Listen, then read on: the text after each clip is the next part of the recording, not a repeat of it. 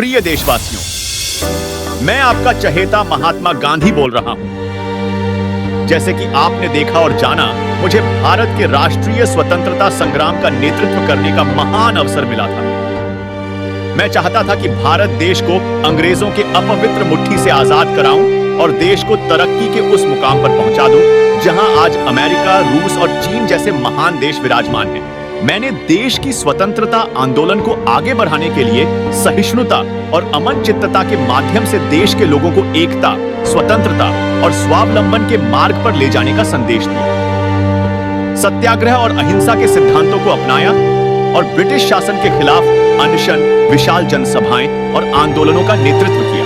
मैंने सत्याग्रह को आंदोलन का प्रमुख माध्यम बनाया था और लोगों को अपने अधिकारों के लिए संघर्ष करने की प्रेरणा दी।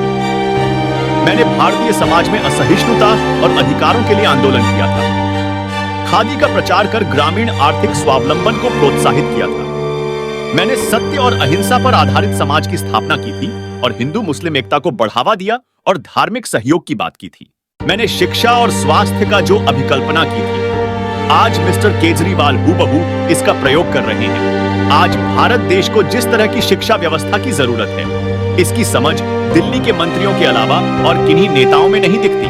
आज भारत देश में स्वास्थ्य सेवा की स्थिति मेरे कल्पना से परे है। गरीब मरीज आहें भर रहा है, सरकारी डॉक्टर और कर्मचारी मजे कर रहे हैं तथा निजी अस्पताल के मालिक जेब भर रहे हैं। कितना बदल गया है मेरा देश। सत्य और अहिंसा की जगह असत्य और हिंसा ने अपना डेरा बना लिया। पाप और पुण्य की समझ कम हो गई है।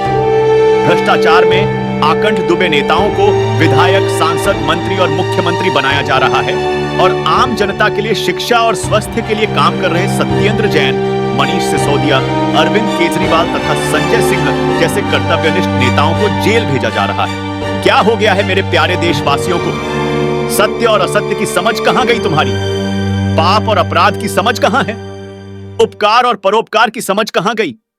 ऐसी भारत की कल्पना बिल्कुल नहीं की थी मैंने।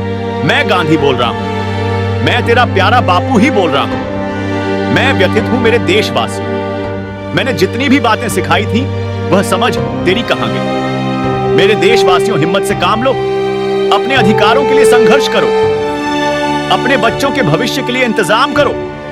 अपने बच्चों के लिए और अपने देश के लिए ईमानदार बनो।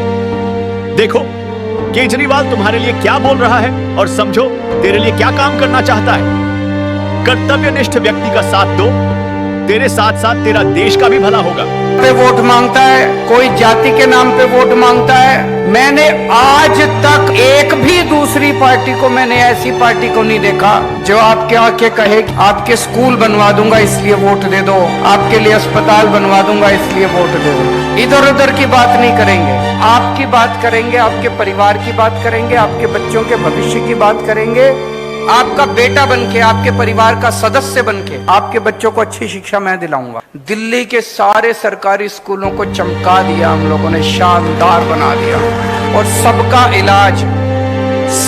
इलाज मुफ्त होगा। इलाज भी, टेस्ट भी, दवाइयां भी, सब कुछ मुफ्त होगा। हर बेरोजगार व्यक्ति के लिए रोजगार का इंतजाम करेंगे। और अंत में यह संदेश देना चाहता हूं, अगर देश का भला चाहते हो, सच्ची लोकतंत्र का असली मजे लेना चाहते हो तो केजरीवाल के मेहनत, त्याग, तपस्या और कर्तव्य निष्ठता को सलाम करो। उनका साथ दो, मेरा हाथ तेरे साथ होगा।